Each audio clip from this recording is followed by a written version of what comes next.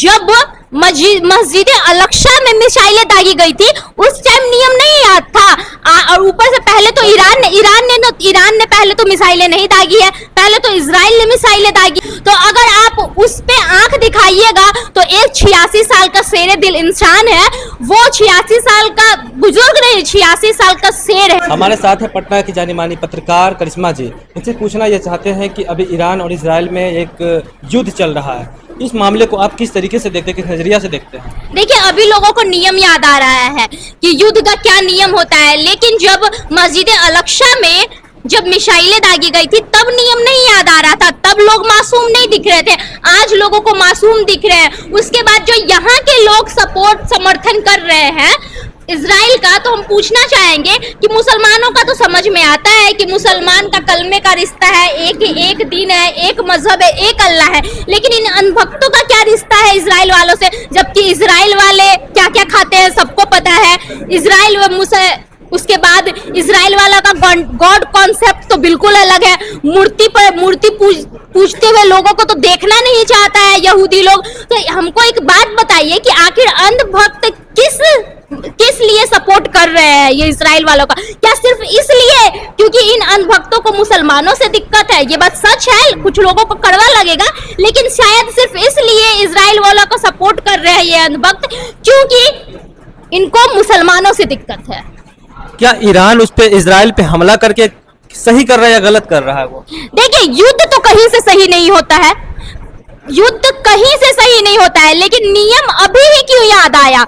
जब मस्जिद अल-अक्सा में मिसाइलें दागी गई थी उस टाइम नियम नहीं याद था।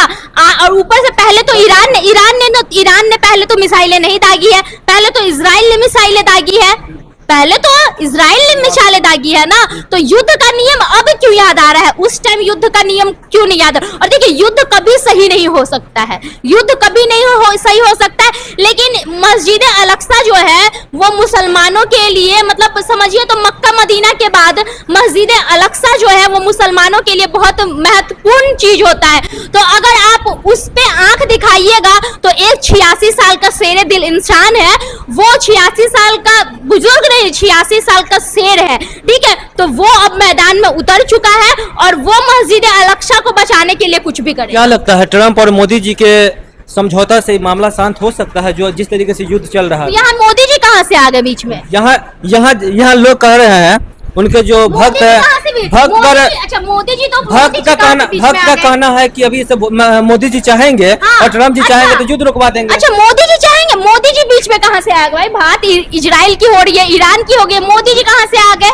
जब कहा गया था कि यूक्रेन में युद्ध रुकवाए थे, याद है?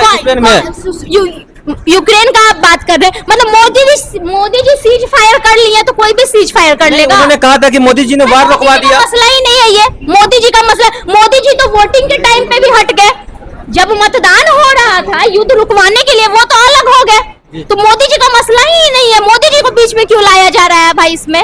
और ट्रंप कहाँ पे नजर आ रहा है आपको? ट्रंप को ये सोचना चाहिए ना, ट्रंप को ये सोचना चाहिए कि जब मस्जिद अल-अक्सा में मिसाइलें दागी जा रही थी तब उनका नियम कहाँ था? तब नियम नहीं याद आ रहा था, आज नियम याद आने लगा है। और मोदी जी को तो दूर ही रखिए, मोदी जी कहाँ से बीच में आ गए इसमें?